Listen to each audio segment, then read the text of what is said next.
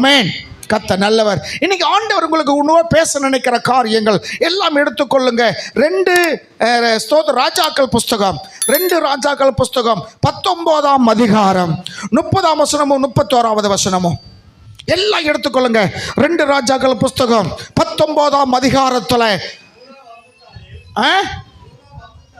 யூதா வம்சத்தாரில் தப்பி மீந்திருக்கிறவர்கள் மறுபடியும் கீழே வேர்பற்றி மேலே கனி கொடுப்பார்கள். மீதியா இருக்கிறவர்கள் எருசலேமிலும் தப்பினவர்கள் சீயோன் மலையிலும் இருந்து புறப்படுவார்கள். சேனைகள் கர்த்தரின் வைராக்கியம் இது செய்யும். சொல்லுங்க, சேனைகளின் கர்த்தர் வைராக்கியம் இது செய்யும். உங்களுக்கு ஒரு வைராக்கியம் இருக்குல்ல, இருக்கா இல்லையா? பக்கத்தில் கேள்வி சொல்லுங்க, உங்களுக்கு ஒரு வைராக்கியம் இருக்கு. என்ன வைராக்கியம்? சாக வரைக்கும் அவங்களோட பேச மாட்டேன்,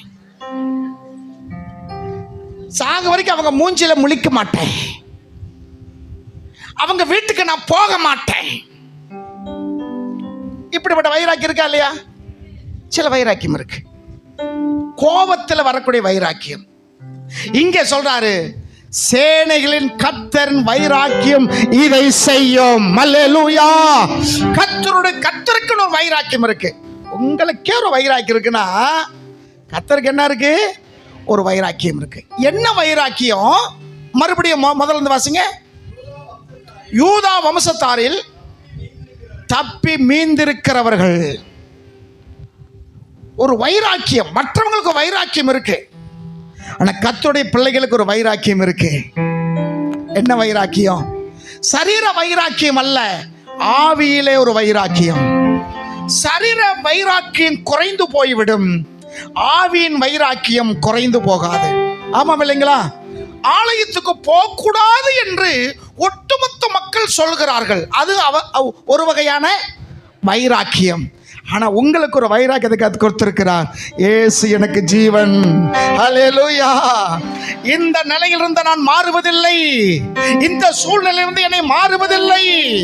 என் சரீரத்தை சுட்டரிக்க ஒப்பு கொடுத்தாலும் இயேசுவை நான் மறக்க மாட்டேன் என்ற ஒரு வைராக்கியம் இருக்கா இல்லையா? ஒரு வைராக்கியம். இங்க என்ன தப்பி மீந்திருக்கிறது? தப்பி மீந்திருக்கிறது.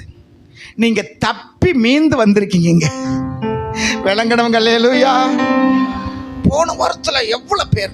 130 பேர் 140 பேர் வந்திருந்தாங்க.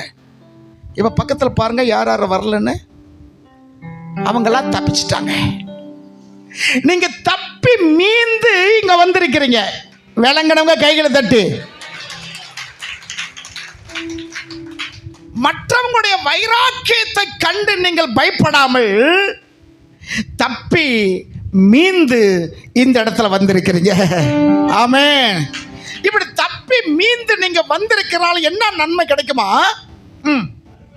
மறுபடியும் ஏற்கனவே வேர் பற்றி பலன் கொடுத்தீங்க.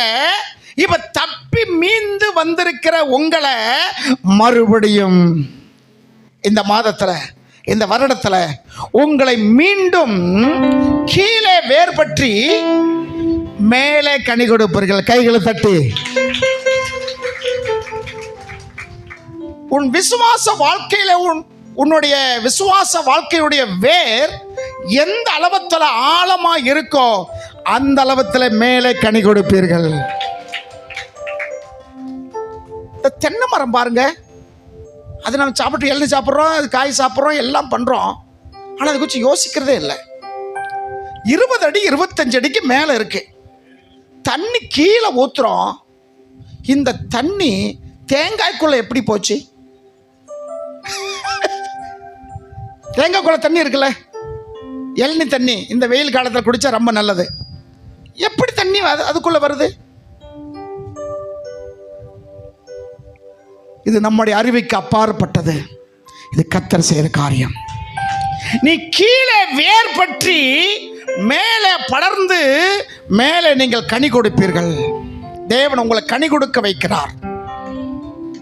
நீங்க கனி கொடுக்க வேண்டும் என்றால் உங்க வேறு எங்க இருக்கணும்? ஆமா, ஆழத்தில் இருக்கணும். நதிகளோடு உறவு வைத்திருக்கணும். அவன் நீர்க்காலங்கள் ஓரமாய் நடப்பட்டு தன் காலத்தில் தன் கனியை தந்து இலை உதிராதிருக்கிற மரத்தை போல் இருப்பான். அவன் செய்வதெல்லாம் வாய்க்கும். அல்லேலூயா. இந்த வருஷத்துல நீங்க செய்வதை கர்த்தர் வாய்க்க பண்ணுவாராக. நீங்க என்ன காரியம் செய்ய வேண்டும் என்று விரும்புகிறீங்களோ அந்த காரியத்தை கர்த்தர் வாய்க்க பண்ணுவார். ஓ சந்துரியா லரபா கரபா. இந்த வருஷத்துல இது யார் சொன்ன தெரியுமா? கர்த்தருடைய வைராக்கியம் சொல்லிட்டு. உங்க மேல கர்த்தருக்கு என்ன வேணும்? உங்க மேல கர்த்தருக்கு என்ன வேணும்? ஒரு வைராக்கியம் வேணும். உங்க மேல கர்த்தருக்கு ஒரு வைராக்கியம் வேணும்மா. அழிஞ்சு போகிற வைராக்கியம் நமக்கு வேண்டாம். அடுத்த மேல கோபத்தோடு பேசாம இருப்பேன்னா அந்த வைராக்கியம் வேண்டாம். அடுத்த மேல கோபப்பட்டு நான் சாகு வரைக்கும் வீட்டு வாசலுக்கே போக மாட்டேன் சொல்லக்கூடிய வைராக்கியம் வேண்டாம். ஆண்டவர் உங்களுக்கு ஒரு ஆவிக்குரிய வைராக்கியத்தை கொடுக்கணும். ஒரு ஆவிக்குரிய வைராக்கியம், கனி கொடுக்கணும். இந்த வருஷம் உங்களை கர்த்தர் கனி கொடுக்கறதா வச்சிருப்பார். ஏன் மறுபடியும் சொல்றாருன்னா, இங்க இருக்க சுச்சுவேஷன் சொல்லிடுறேன். எசேக்கியா ராஜா அரசாண்டு கொண்டு இருக்கிறார். அந்த காலகட்டங்களில் அசிரியா ராஜா, அவர் பேர் சன்னக்கிரிப், அவர் இந்த எருசலேம் மேலே யுத்தம் பண்ண வருகிறார். எசேக்கியா ராஜாவுடைய நாட்டில் யுத்தம் பண்ணுவதற்கு வருகிறார். வந்து சுற்றி கொத்தளம் போட்டு விட்டார். எல்லா மரங்களையும் வெட்டி சாய்ச்சிட்டான். எல்லா மரங்களையும் வெட்டி சாய்ச்சிட்டான். ஏன்னா மரங்கள் என்பது ஒரு தேசத்துடைய செழிப்பு. ஆமா இல்லைங்களா? மரங்களை எல்லாம் வெட்டி சாய்ச்சிட்டான். திராட்சை தோட்டங்கள் எல்லாம் என்ன செஞ்சிட்டான்? எல்லாத்தையும் வெட்டி சாய்ச்சிட்டான். ஒன்றுமே இல்லை, எல்லாம் வெட்டா வெளிச்சமா இருக்கு. இப்ப எசேக்கியா ராஜாவுடைய கோட்டையை சுத்தியும் கொத்தளம் போட்டு உள்ள இருக்கிற ஜனங்கள் வெளியே வராதபடிக்கு அவன் பார்த்து கொள்ளுகிறான். அப்ப அவனுடைய சேனாதிபதியாக இருந்த ஒரு மனிதன், சரித்திர ஆய்வாளர் சொல்றாங்க, ராப்ஸ்வகே அவன் பேர் என்னது? ராப்ஸ்வகேன்னு ஒரு பேர். நீங்க பின்னாடி வீட்டில் போய் படிச்சு பாருங்க, அவன் பேர் இருக்கும். அவன் ராஜாவுக்கு பான பாத்திரம் கொடுக்கிறவனா. என்ன கொடுக்கிறவன்? பான பாத்திரம்னா சாப்பாட்டுக்கு இவன் டெஸ்ட் பண்ணி கொடுக்கிறவன். தண்ணி கொடுத்தாலும் இவன் குடிச்சிட்டு தான் கொடுப்பான். திராட்சை ரசம் கொடுத்தாலும் இவன் கொஞ்சம் குடிச்சிட்டு தான் கொடுப்பான். ஏன்னா அதில் விஷம் ராஜாவை என்ன செய்யக்கூடாது, விஷம் கொடுத்து கொன்றக்கூடாதுன்னு சொல்லி ராஜாக்கள் காலத்தில் அப்படி வச்சிருப்பாங்க. அவனை சொல்லி அனுப்புறான். அவன் வந்து என்ன பேசுறான்? நீ வணங்குற தெய்வம் தெய்வம் கிடையாது. தெய்வத்தினால ஒரு காரியம் உனக்கு என்ன செய்ய போறது இல்லை, ஆக போகிறது இல்லை. அவன் சொல்றான் பாருங்க, அந்த வசனத்தை வாசிங்க. நீங்கள் செய்கிற காரியம், நீங்க தெய்வத்தின் மேல் நம்பிக்கை இருக்குல்ல, அந்த நம்பிக்கை உங்களுக்கு ஒரு நாள் வெற்றி கொடுக்காதுன்னு சொல்லி அவன் ரொம்ப ஆக்ரோஷமாக ரொம்ப மோசமான காரியங்களை சொல்லி அவன் சொல்லுகிறத நீங்க வந்து 19ஆம் அதிகாரத்துல இருந்து நீங்க பார்த்துட்டே வரலாம். வாசிங்க 9ஆம் வசனம் வாசிங்க. 9ஆம் வசனம்.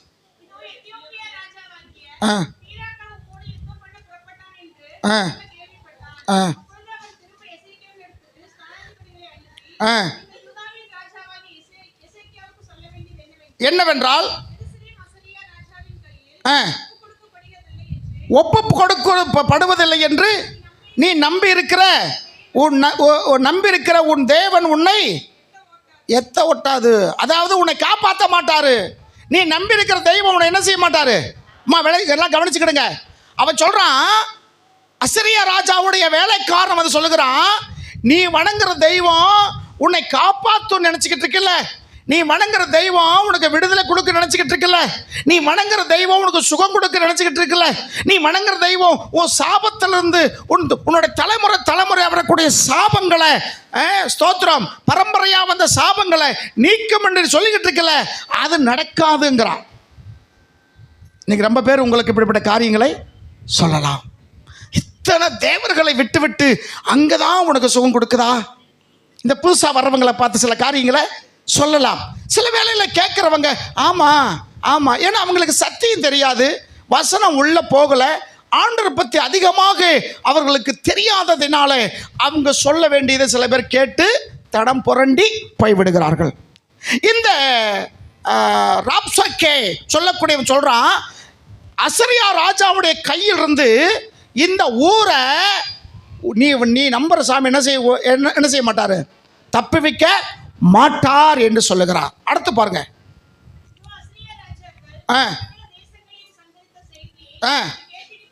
ஏப்பா இது தப்பிக்குன்னு சொல்லிக்கிட்டு இருக்கல. இந்த அசரியா ராஜா மற்ற ராஜாக்களோட யுத்தம் பண்ணி அவர்களுடைய கையில் இருந்து அந்த நாட்டை பிடிச்சுக்கிட்டானே. அவங்களும் நிறைய சாமி கும்பிட்டாங்கல்ல. ஆனா அந்த தெய்வங்கள் எல்லாம் என்ன செய்யல? அவங்கள காப்பாத்தல. புரியுதான் சொல்ல உங்களுக்கு? மற்ற நாடுகள் இருக்கிற தெய்வங்கள் அந்தந்த நாட்டுக்காரங்களை காப்பாத்தல. அந்த மாதிரி தான் ஊஞ்சாமியும் மற்ற தேவர்களோடு இயேசுவை ஒப்பிட்டு பார்க்கிற ஒரு காரியம். அவர்கள் அந்த தெய்வத்தை நம்பினார்கள், கைவிட்டுருச்சு.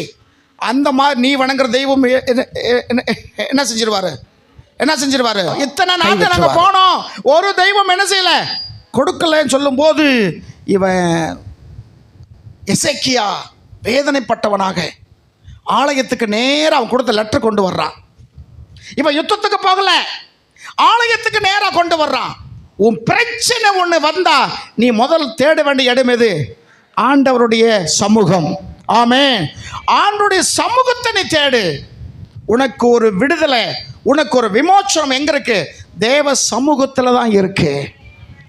இந்த கடிதத்தை இந்த ராஜா பார்த்த உடனே நேரா ஆலயத்துக்கு கொண்டு வந்து ஆலயத்தில் அந்த கடிதத்தை விரிச்சு வச்சு அவன் சொல்லுகிறான் பாருங்க. 14ஆம் வசனம். வாங்கி வாசித்த பின்பு கர்த்தருடைய ஆலயத்திற்கு போய் கர்த்தருக்கு முன்பாக அந்த லெட்டரை விரிச்சு, ஆண்டவரே, கர்த்தாவே,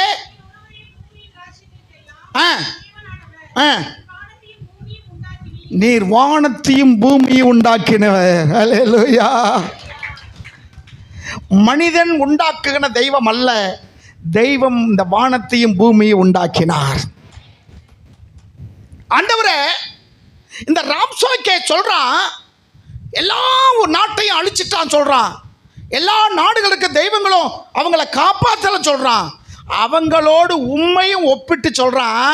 நீங்க யார் தெரியுமா? வானத்தையும் பூமியும் உண்டாக்கினவர். நீங்க சொல்லணும், என் ஆண்டவர் வானத்தையும் பூமியை உண்டாக்கினவர், என் ஆண்டவர் உயிரோடு இருக்கிறவர், என் ஆண்டவர் என்னோட பேசுகிறவர், ஆண்டவர் என்னோடு உடன் இருக்கிறவர்.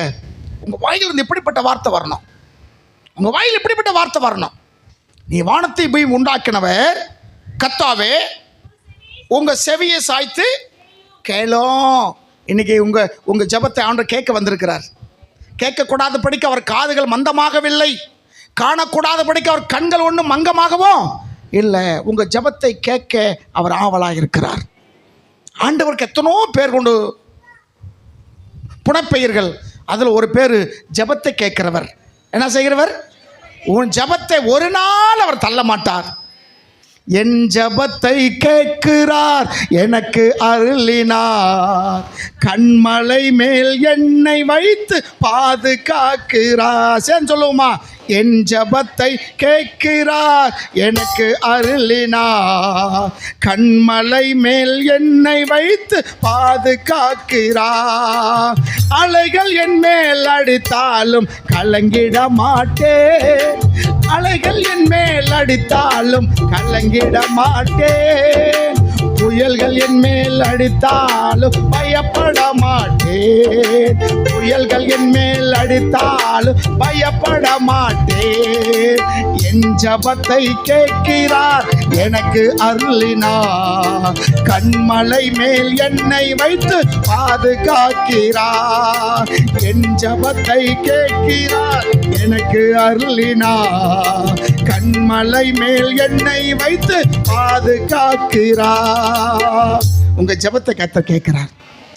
இந்த நம்பிக்கை இருக்கா உங்களுக்கு? தங்கச்சி இருக்கா? அம்மா உங்களுக்கு இருக்கா? உங்க ஜெபத்தை கேட்கிற நம்பிக்கை இருக்கா? அந்த நம்பிக்கை உங்களை வெட்கப்படுத்தாது. அல்லேலூயா.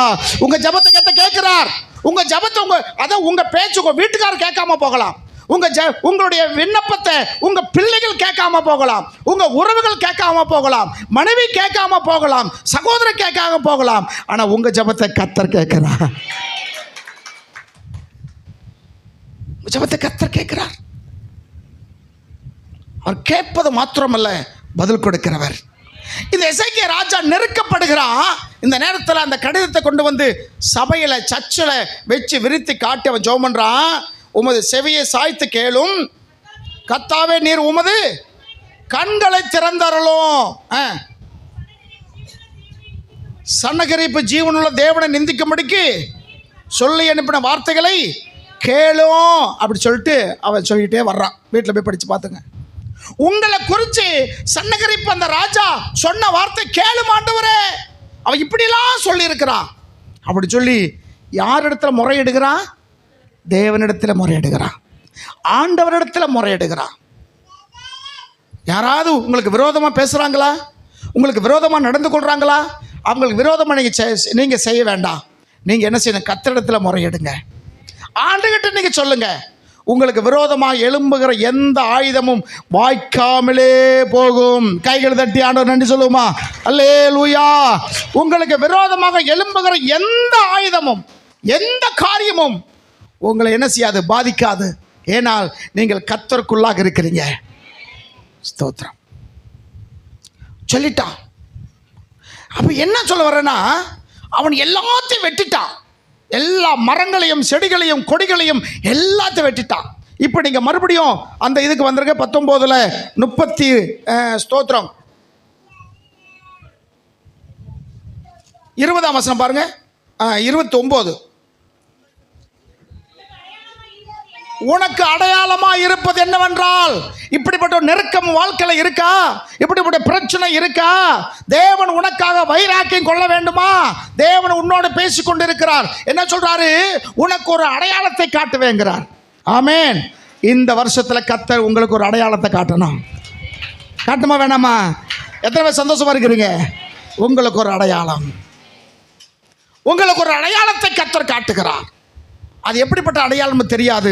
ஆனால் ஆண்டு சொல்றாரு, உங்களுக்கு ஒரு அடையாளத்தை. நீங்கள் எந்த காரியங்களுக்காக விரும்பி கேட்குறீங்களோ அப்படிப்பட்ட காரியங்களில் உங்களுக்கு ஒரு வெளிப்படையாக நீங்கள் அந்த ரங்கத்தில் பண்ணுற ஜெபம், நீங்கள் அந்த ரங்கத்தில் உங்களுடைய வேண்டுதலுக்கு ஆண்டவர் வெளியரங்கமாக ஒரு அடையாளத்தை கொடுப்பார். ஒரு மரம் உயிரோடு இருக்குதுன்னு சொல்ல எப்படி நம்ம புரிஞ்சுக்கிறோம்? மேலே இருக்கிற செடி பசபசன்னு இருக்கும், அதை காய் காய்க்கும், பூ பூக்கும், அப்போதானே? அப்போ தான் அது உயிரோடு இருக்குன்னு அர்த்தம். இல்லைன்னா மரம் இருக்குது, அதில் ஒரு உபயோகமும் இல்லைன்னா வேறு என்ன செஞ்சுக்கிட்டு இருக்கு? பட்டு போய்கிட்டு இருக்கு. ஒரே நேரம் சாகாது, கொஞ்சம் கொஞ்சமாக சாகும். ரொம்ப பேரோட விசுவாச வாழ்க்கையும் அந்த மாதிரி தான். திடீர்னு அவங்க நிற்கல, ஏற்கனவே கொஞ்சம் கொஞ்சமாக அவங்க என்ன செய்யிருக்காங்க? செத்துக்கொண்டே இருந்து ஒரு நாள் அந்த மரம் விழுந்து விடும். ஒரு நாள் அவங்க சர்ச்சுக்கு வராமல் போயிடுவாங்க. ஒரு நாள் அவங்க ஆண்டவருடைய வார்த்தை கேட்காம போயிடுவாங்க. காரணம் என்ன? அவங்க வேர் செத்து போயிருச்சு. இன்னைக்கு ஆண்டவர் சொல்லுகிறாரு, உங்களுக்கு ஒரு அடையாளத்தை நான் காட்டுகிறேன். என்ன அடையாளம்? இந்த வருஷத்தில் தப்பி பயிரானது. 3 வருஷங்களை இப்போ பார்க்க போகிறோம். இந்த வருஷம் தப்பி பயிரானது. அடுத்த வருஷத்தில் தானாய் விளைகிறதும் சாப்பிடுவீங்க. ஹல்லேலூயா. இந்த வருஷத்தில் அசரிய ராஜா நிறைய இடத்த வெட்டிட்டான். என்ன செஞ்சிட்டான்? நிறைய வெட்டிட்டான். கனி தரக்கூடிய மரங்கள் எல்லாம் வெட்டிட்டான். ஆண்டவருக்கு உபயோகமா இருக்கிறவங்களை இன்னைக்கு ஏதோ ஒரு வகையில் என்ன செஞ்சிருக்கிறான்? தடை பண்ணி வச்சிருக்கிறான். தப்பி இருக்கிறவைகள், நீங்க தப்பி வந்திருக்கிறீங்க. ஹல்லேலூயா. எப்படி வந்திருக்கீங்க? எப்படி வந்திருக்கீங்க? தப்பி வந்திருக்கிறீங்க. தப்பி வந்திருக்கிறீங்க. உங்களை பார்த்தா சொல்லுகிறார், நீங்கள் கீழே வேறு பெற்று மேலே கனி கொடுக்க போறீங்க. ஸ்தோத்திரம். தப்பி வந்ததை இந்த வருஷத்தில் தப்பி பயிரானதும் அடுத்த வருஷம் தானாய் விளைகிறது. ஏன்னா வேறு பட்டு போகல, மேல் இருக்கிறதா வெட்டிட்டான். இந்த வருஷத்தில் என்ன செய்ய நடக்கும்? தப்பி இருக்கிற நீங்க சாப்பிடுவீங்க. அடுத்த வருஷத்துல அது தானாய் உனக்கு பலன் கொடுக்கும். கைகளை தட்டி ஸ்தோத்திரம். அந்த சைடில் ஒரு நெல்லி மரம் வச்சிருக்கேன். அரைநெல்லியா, அரைநெல்லின்னு சொல்லுவாங்களே, ஒரு மரம் ஒன்று வச்சிருக்கேன். அந்த மரம் ரொம்ப பெருசாகி அப்படியே வளைஞ்சு வளைஞ்சு போயிருச்சு. அதுக்கு என்ன செஞ்சோம்னா, போன தடவை ராஜா என்ன செஞ்சிட்டான், அந்த மரத்தை வெட்டிட்டான். மேலே இருக்கிற அந்த ரெண்டு அந்த வளைஞ்சு போனதை நான் வெட்ட சொன்னேன், வெட்டிட்டான். மாதேசா மாதவனும் ராஜாவை தான் அங்கே நல்ல வேலை செஞ்சாங்க அன்னைக்கு. அந்த மரத்தை வெட்டிட்டான். ஏன்னா வளைஞ்சு போயிடுச்சு, கீழே தரையில் தொடுது. அதை கொஞ்சம் விட்டு வெட்டிட்டோம். இப்போ அதை பார்த்தீங்கன்னா வேறு ஸ்ட்ராங்காக இருந்ததுனால அது இப்போ அந்த அந்த அந்த மரம், நெல்லி மரம் என்ன கொடுத்துருக்கு, காய் பூத்துருக்கு. அந்த மரத்தை ஒட்டியே நிறைய நெல்லிக்காய் என்ன செஞ்சிருக்கு, பூத்திருக்கு. மேலே வெட்டினாலும் கீழே வேறு கரெக்டாக இருந்ததுனால அது மறுபடியும் தப்பி பயிராகிறது. அல்லேலூயா. சத்துருவாகிய பிசாசானவன் உங்களை எந்தெந்த காரியம், மேலாட்டுவான காரியங்களை உங்களை தடை பண்ணலாம், உங்களை இடைஞ்சல் பண்ணலாம், வரவிடாம செய்யலாம், உங்க ஜபத்துக்கு விரோதமாக எழும்புறாம். ஆனால் உங்களுக்குள்ள இருக்கிற விசுவாசம் வேறு கரெக்டாக இருந்துச்சுன்னா அது மறுபடியும் நீங்க கனி கொடுப்பீங்க. அல்லேலூயா. மறுபடியும் கனி கொடுப்பீங்க. ஏன்னா சத்ரு, அசரிய ராஜா எல்லாத்தையும் வெட்டிட்டான். ஆனால் வேர் எடுக்கல. என்ன எடுக்கல? வேர் எடுக்கல. வேர் கரெக்டாக இருந்ததுனால அது மறுபடியும் பலன் கொடுக்க ஆரம்பித்தது. இந்த வருஷத்தில் கர்த்தர் உங்களை பலன் கொடுக்கும்படி செய்வார். மாறிய பார்க்குறீங்களே, உங்களை பலன் கொடுக்கும்படி செய்வார். ஆமே. இந்த பக்கம் ஒன்றுமே இல்லை. பலன் கொடுத்தாலும் சரி, பலன் கொடுக்குற எவ்வளோ பெரிய சந்தோஷம். கைகள் தட்டி ஆண்டு சொல்லுவோமா? உங்களை கர்த்தர் பலன் கொடுக்கலாம் மாற்றுவார். 2வது வருஷம். 3வது வருஷம் என்ன நடக்கும்? 3வது வருஷத்தில் நீ தான் விதைக்கணும், நீ தான் அறுக்கணும். நீ தான் விதைக்கணும், நீ அறுக்கணும். அப்போ வருஷம் என்ன செய்யும்? தப்பி பயிரானது வரும், அது நீ சாப்பிடலாம். 2வது வருஷம் தானாய் விளைகிறத வச்சு நீ சாப்பிடலாம்.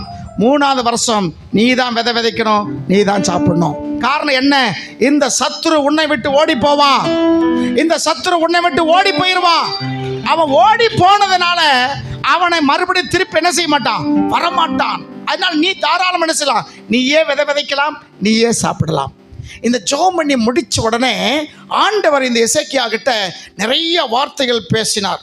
நிறைய வார்த்தைகள். அது நீங்கள் வீட்டில் போய் நீங்கள் படித்து பார்த்தீங்கன்னா அவன் நிறைய காரியங்கள் பேசிக்கிட்டு வர்றாரு. பேசி முடித்த உடனே இப்போ ஆண்டவர் ஒரு தூதனை அனுப்புகிறார். அல்லேலூயா. ஒரு தூதனை அனுப்புகிறார். வாசிங்க 34வது வசனம். என் நிமித்தமும் என் தாசனாகிய தாவீது நிமித்தமும் நான் இந்த நகரத்திற்கு ரட்சிக்கும்படிக்கு ஆதரவாயிருப்பேன். கைகள் தட்டி என்று சொல்லுவோமா? அல்லேலூயா. நான் ஆதரவாயிருப்பேன். உங்களை திக்கற்றவங்களா விட மாட்டேன். உங்களுக்கு நான் ஆதரவாயிருப்பேன். எத்தனை பேர் கையில் தட்டி என்று சொல்ல முடியும்? எத்தனை பேர் கையில் தட்டி சொல்ல முடியும்? நான் ஆதரவாயிருப்பேன். அம்மா, ஐயா, தம்பி, தங்கச்சி, எத்தனையோ பேர் உனக்கு ஆதரவா இருக்கிற சொன்னவங்கெல்லாம் ஒரு நாள் மாறி போய் விட்டாங்க. எத்தனையோ பேர் உனக்கு உதவியா இருப்பேன்னு சொன்னவங்க ஒரு நாள் உன்னை விட்டு விலகி போயிட்டாங்க. போனாங்களா இல்லையா? கடைசி வரைக்கும் நான் கூட இருப்பேன், யார் விலகினாலும் விலக மாட்டேன்னு சொன்னவங்க, ஆதரவா இருப்பேன்னு சொன்னவங்கலாம் ஆதரவு இல்லாத நிலைமையில போயிட்டாங்க. நீ இன்னைக்கு நிறைய பேர்த்த நம்பி நீ வேதனைப்பட்டு இருக்கலாம். நீ நம்பி நீ வேதனைப்பட்டு இருக்கலாம். நீங்க கர்த்தர் சொல்லுகிறார், உனக்கு நான் ஆதரவா இருப்பேன். கைகளை தட்டி. ஆண்டவர் நமக்கு ஒரு ஆதரவா இருந்தா வேற இந்த உலகத்தில் எந்த ஆதரவும் நமக்கு தேவையில்லை. நாசியில சுவாசம் வரக்கூடிய மனுஷன் எம்மாத்திரம். நாசியில சுவாசம் வரக்கூடிய மனுஷன் எம்மாத்திரம். அவனால ஒன்னும் ஆக போறதில்லை. நான் இந்த நகரத்திற்கு ஆதரவாக இருப்பேன். அடுத்து அனுப்பினான் என்றால் கவனிச்சுக்கிடுங்க.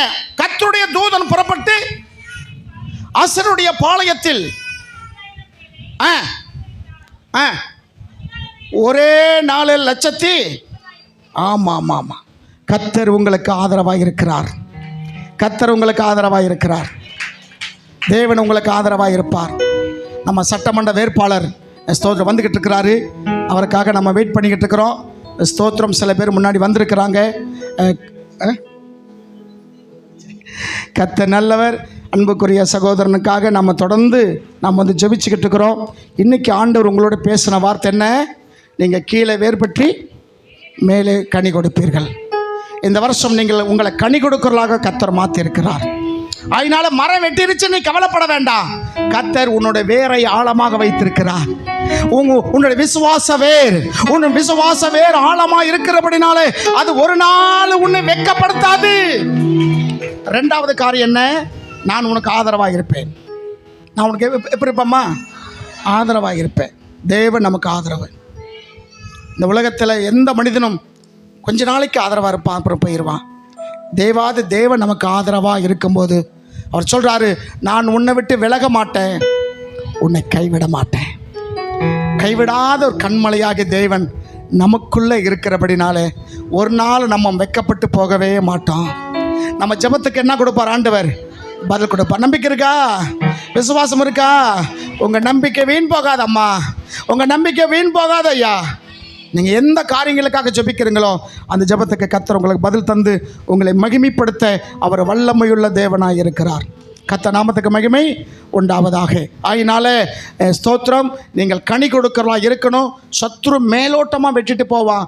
உன்னுடைய விசுவாச வேர் ஆழமாக இருக்கிறபடினால இந்த வருஷத்தில் மறுபடியும் நீங்கள் கனி கொடுத்து கர்த்தரே தெய்வம் என்று நீங்கள் நிரூபித்து காட்ட போகிறீங்க.